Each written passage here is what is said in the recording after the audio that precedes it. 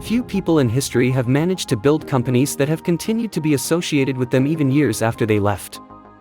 Henry Ford and the Lehman brothers gave businesses their own names. Eternal rivals Steve Jobs and Bill Gates managed to replicate their success without resorting to clever tricks. Gates, who founded Microsoft 47 years ago, was a symbol of progress and wealth for many years.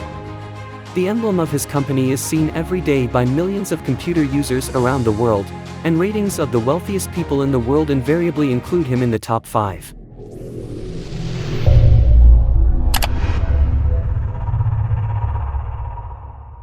The history of the company began in 1975. It may be hard to believe, but it began with a little deception.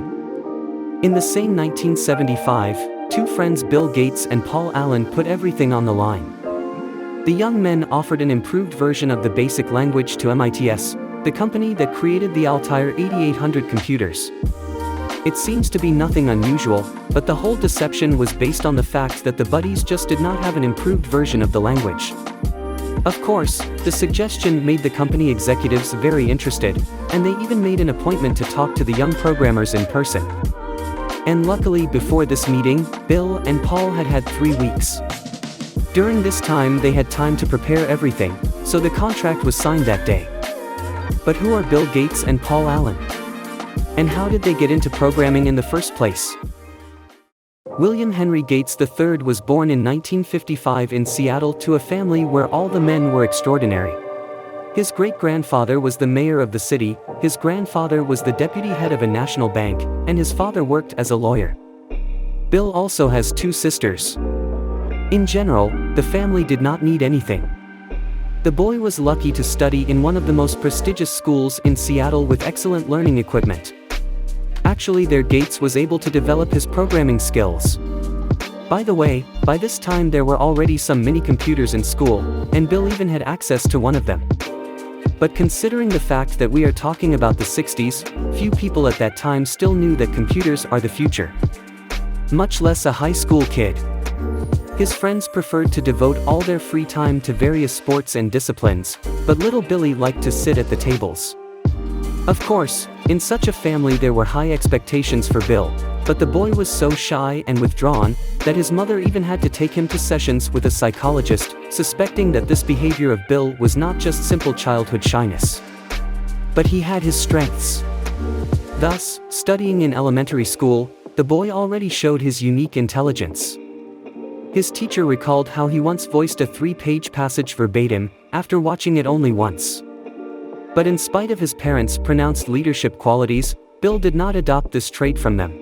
At that time they had no idea what he would become in the future, and they thought that he had no chance in this life. At the same time, even at the age of 10, Billy asked his parents to enroll him in a programming class. And by the time he was 13, he had written his first program, a game of tic-tac-toe. There, a couple of years later, he met Paul Allan, Rick Weiland, and Kent Evans. All these guys were obsessed with computers. And later they all tested various programs and equipment together. It should be said that those 4 were like real nerds, and every self-respecting player of the school's soccer team considered it necessary to give them a smack. Nevertheless, the guys did not pay attention to this and went on to their goals, so all day long they sat at their computers and each day they improved their skills. A little bit later the available MS capabilities became insufficient for them, and they began to go beyond the boundaries of what was allowed. In the 7th grade, they hacked into a computer owned by Digital Equipment Corporation. And for this prank, they were deprived of any work with computers. But the most interesting thing is that after the punishment was over, the company even offered the work to the guys, consisting of fixing bugs in the software. And they continued to do this until the company went bankrupt. In fact, Bill could not think of anything else except programming. He got poor marks in grammar, social studies, and all the humanities, but he got better marks in math and didn't care about it at all. I was obsessed with computers. I skipped gym class, stayed up late at night in the computer lab, and programmed on weekends. Every week we spent 20 to 30 hours there. There was a period when we weren't allowed to work because Paul Allan and I had stolen passwords and hacked into the system. I was without a computer for the whole summer. I was about 15 years old at the time," Gates once confessed. But in any case, the young man did not disappoint his parents. Yes, he was still a shy boy who could not stand up for himself, but at the same time, he saw the world differently, not like everyone else. Already at the age of 15, Bill created his first computer program, which was designed to regulate traffic and brought the boy as much as $20,000 in earnings. Just space money for that time. By the way, even now. And 2 years later, he set about writing a program to distribute power to Bonneville Dam. And then, not wanting to sell his family values, when he graduated from high school, Bill enrolled to study law at Harvard University. Bill was not particularly interested in learning, and, moreover, his character absolutely did not correspond to his chosen profession. While his fellow students, future attorneys, were active and social, often going to loud parties, Bill was not interested. He was fascinated only by computers. But at the same time, despite the advice of his friend Paul Allan, who recommended Bill to start his own software company, the future billionaire was not ready to give up his studies. In 1975, Bill was arrested for the first time, for speeding and driving without a license, in Albuquerque, New Mexico. After this, he began arguing with a police officer and was put in a cell. Bill made the one call he was supposed to make to Paul Allan, and he collected the last money available to get Bill out. The turning point in Bill Gates' life was when, together with Paul, he read in a magazine about the creation of the Altair 8800 computer, which was built on the latest Intel microprocessor. The manufacturers were announcing that the computer needed software. Bill managed to get in touch with MITS. He said that he and Paul had software written in the basic programming language which would work perfectly with the Altair 8800. But in fact, this was a lie, since the software didn't exist at the time, and Bill and Paul started to develop the programming code at a frantic pace.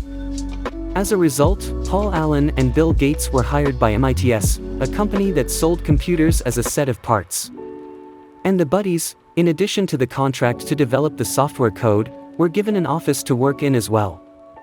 Initially, they thought of calling their company Allan and Gates, but they thought it was more suitable for a law office.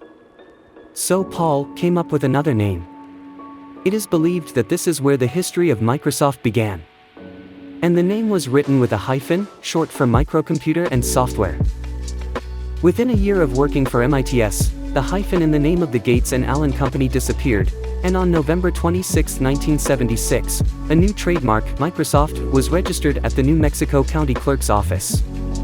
And the first employees of the company, besides the founders themselves, were their school friends. It was 1975, and Bill had just turned 20. In their joint business, Paul Allan was engaged in technical ideas and promising developments, while Gates was closer to negotiations, contracts, and other business communication. Nevertheless, the main issues were solved together. Sometimes, as Gates admitted later, arguments lasted for 6 to 8 hours at a time. In 1977, Gates was arrested for the second time, for running a red light and, again, for driving without a license. Of course, with one contract with MITS, it was hard to keep the company going, and things were going very badly with new customers. But at the same time, the guys didn't lose heart. Then Bill received notice of his expulsion from the university, due to an absence from classes. But looking ahead, I should say that many years later, in 2007, Harvard University professors decided to give Bill Gates a diploma upon graduation. The partners brainstormed over 24 ideas that could bring them some sort of profit. But several turned out to be successful. The programmers developed a new programming language called Microsoft Fortran, which went on sale in 1977. This was followed by another COBOL 80, released in 1978. And in the same year, Apple and Radio Shack bought all the rights to use Microsoft Basic. The new language brought Paul Allan worldwide recognition and even an ICP award of $1 million. But there was more to come. 1980 was a very successful year for Microsoft. For it was in the 80th year of International Business Machines, IBM invited colleagues to develop an operating system for their personal computers. For the successful work of the Gates bought for $50,000 operating system owned by Seattle Computer, and also invited for the cooperation of its creator, Tim Patterson. The three programmers worked on the state of their new brainchild. And they got the job done. MS-DOS 1.0, Microsoft Basics, COBOL 80, Pascal, and other developments by Microsoft were successfully implemented in IBM personal computers. According to the signed contract, the programmers were to get a percentage of the sales of each computer, and of course, success was not far off. And the computers sold very well. Mostly because they were easier to use than their competitors. And the price was much lower. After this success, every one of Microsoft's programmers became a millionaire, and the company's business went up. But during the rapid development of the software began to encounter more and more hackers who were stealing the codes of programs and changing their work. So one day, journalists printed a letter from Bill Gates, where the man accused other computer people of stealing and claimed that their actions took away all motivation to create new products. But in the meantime, work at Microsoft was in full swing. It didn't take long for the men to develop a new and unique product. In the spring of 1982, sales of GW Basic, a graphics-enabled product, began. And within a year and a half, the 16-bit operating system was being bought by about 50 personal computer companies.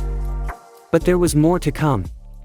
Gates persuaded personal computer manufacturers to create products fully compatible with IBM machines.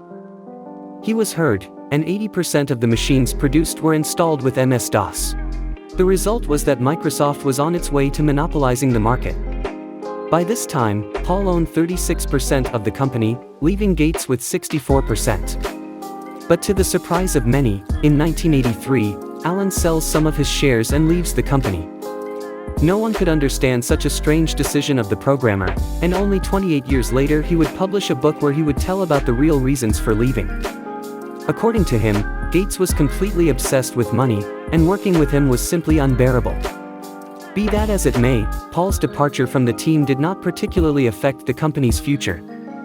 Bill, on the other hand, immersed himself even more in programming and was now working for two people. Microsoft began to work on a completely new operating system, the idea of which was copied from Xerox and Apple. Apple then made a real revolution with the ultramodern Macintosh computer. It was the first computer that used a mouse and graphical interface understandable even to a child. Only a few months after the Macintosh was released, on November 20, 1985, the Microsoft Windows operating system was born. Thus began the Windows era, the operating system that made Gates famous and the richest man in the world. Apple didn't stand a chance. IBM computers with Microsoft Windows installed had half the price. In the next 10 years, the market share of computers running Microsoft Windows reached 95%. Just 1 year later the company's stock doubled in value, from $10 to $21 per share. At the same time, Gates proved to the world who was the mastermind and developer of the company. Bill continued to work extensively with IBM and also released Windows 2.0 with an updated version of Excel and PowerPoint. The number of computers grew by the day and they began to enter the daily lives of billions of people on the planet. All industries used PCs, and as computer sales grew, so did Microsoft's revenue. In 1989, Gates was arrested for the third time, on charges of drunk driving. But the problems with the law didn't impede the development of the company, and in the early 90s the annual income of the company exceeded $1 billion, and Microsoft continued to develop new software, investing millions of dollars in its advertising. So, for example, the release of Windows 95 caused a real furor. By January 1996, 25 million copies of the operating system had been sold. It was an incredible success. And 3 years later the world was introduced to Windows 98. Most of us started our introduction to the computer with Windows. It was this operating system that was the first headache for any user to learn a PC. But at the same time, it is also worth understanding that this operating system is the easiest and most understandable, which is why it has become the most popular. The beginning of the 2000s went down in history with the first sales of Xboxes. In just 3 weeks it sold 1 million devices. And this is despite the fact that the cost per console was as much as $299. In the same year, was released System Windows XP, which has become one of the most popular. 5 years later, in November 2006 presented Windows Vista and Office 2007 with a tape interface. The system has received a lot of updates, but also had serious shortcomings, including high hardware requirements. After testing the operating system, many users went back to XP. As for the cooperation between Microsoft and IBM, it ended in a period of a fierce war for the consumer market. The relationship broke down after the release of the next version of Windows. At this point, Gates realized that he was ready to release the product on his own, without help from outside. And he succeeded. But it was not without dark spots in the history of the company. In 1998, the US Department of Justice filed a lawsuit against Microsoft. The company was accused of one of the most serious crimes in the United States, the use of a monopoly position in the market to gain an advantage over competitors. Namely, the Netscape browser. At the time, most of the computers sold on the world market used the Windows operating system, and Microsoft blackmailed computer manufacturers into refusing to install the Netscape browser. The prosecution's position was very strong, with investigators gathering convincing evidence that Bill Gates and his colleagues were blackmailing computer manufacturers. The trial greatly tarnished the image of Bill Gates, an icon and national hero in America. Attitudes toward him changed dramatically. The press began to call him a brutal dictator. Bill Gates, whom just a few years ago everyone thought a computer genius, turned into the embodiment of evil. During the trial, Microsoft stock has fallen 30% in value, and Gates' personal fortune has been cut in half. He lost his legendary composure. For 4 long years, the prosecution insisted on partitioning the corporation. In 2002, Microsoft was found guilty. It was placed under government surveillance, but in fact, it was only a warning, and the company avoided serious liability. Nevertheless, throughout its existence, Microsoft has released a huge number of useful products and is unlikely to stop there. Bill Gates himself has not been the head of the company for quite a long time. The founder resigned back in 2008, devoting his life to family, charity, and other equally important projects. By the way, it's not strange at all, because he has earned so much money that he can afford to buy anything he wants, and pay off the debts of over a dozen countries. But at the same time, Bill has his hand on the pulse of innovation, and today's head of the company is Gates' university colleague Steve Ballmer, who was also recently named one of the 10 richest people on the planet by Bloomberg. Of course, we cannot avoid the question of competition between Microsoft and Google, as well as Microsoft and Apple. By the way, with the latter, the competition has lasted half a century. The release of the operating system Windows in November 1985 infuriated the leadership of Apple, although it was then much weaker than Mac OS. The reason was the interface, which was very similar to the Macintosh operating system. Apple was sued for copyright infringement and illegal use of 180 elements of their software. However, the court found that the existing license allows Microsoft to use these interface elements in their operating system Windows. It is also worth noting that this lawsuit has long tainted the relationship between the companies and laid a solid foundation for a long rivalry between Apple and Microsoft.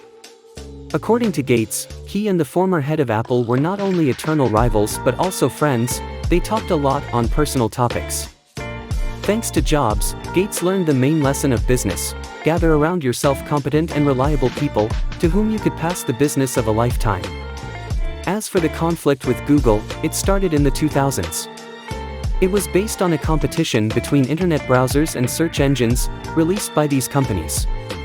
The rivalry between the two giants continued until 2016, when in the spring the corporations signed a truce by signing an agreement to end the patent legal wars. But even in spite of all the conflicts, Windows is still one of the dominant operating systems in the whole world.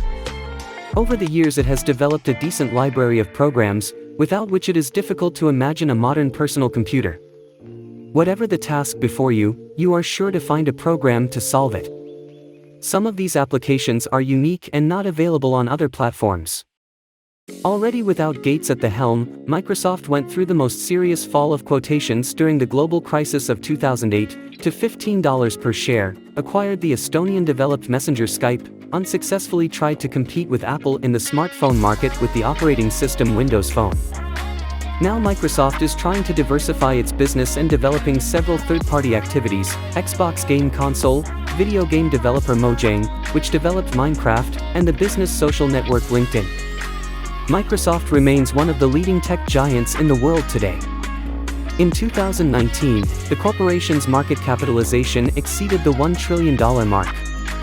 Previously, only Apple and Amazon had conquered this bar.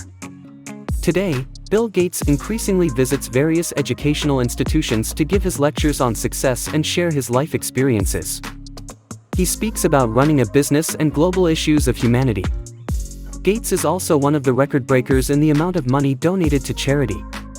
Thus, from 1994 to 2016, he contributed more than $32 billion of personal funds to the Bill and Melinda Gates Foundation. In 2005, Bill Gates and his wife Melinda Gates were named People of the Year by American Time magazine. In February 2010, Gates made a proposal to all billionaires to donate half of their fortune to charity. And many supported him. In particular, one of those who accepted his proposal was Mark Zuckerberg. And in December of that year, Bill Gates, Melinda Gates, and investor Warren Buffett signed a pledge they called the Giving Pledge, which is that all three pledged to donate at least half of their fortune to charity. To date, more than 70 people, including Elon Musk, Yuri Milner, and many others have signed this pledge. From 1996 to 2007, and from 2009 to 2016, Bill Gates was the richest man on the planet according to Forbes magazine. As of 2022, Bill Gates' fortune according to Bloomberg is estimated at $114 billion, and he is still in the top 5 richest people on the planet. And finally, about Bill's personal qualities. He is described as a fairly modest man in his everyday life. Nevertheless, the house where the billionaire lives has the most modern electronics, and according to some sources cost him $125 million. Here is the story of Bill Gates and his brainchild Microsoft. The story of a man who once fell in love with computers and they changed his life forever. And then he changed ours. Guys, how do you personally feel about Bill Gates and the Microsoft company? Write about it in the comments. Also, write in the comments what companies you would like to hear about in our videos. And in order not to miss anything, subscribe and click the bell. Fi free.